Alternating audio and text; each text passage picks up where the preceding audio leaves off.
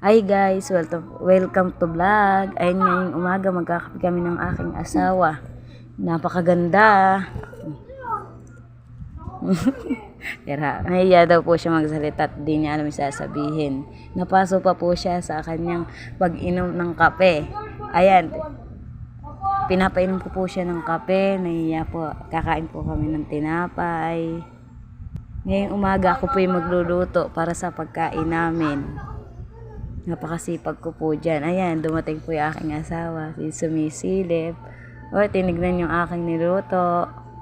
Kikis po yan. Tingnan niya. O, tingnan niyo. Diba, kasweet na aking asawa.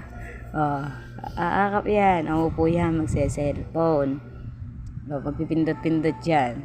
Ngayong ayan, magpapalit po kami ng pampers ang aming anak. Ayan, lalaruin po ng aking asawa kanyang anak. O, pakis-kis pa po siya. O, hinahimas-himas. Di ba namamatay?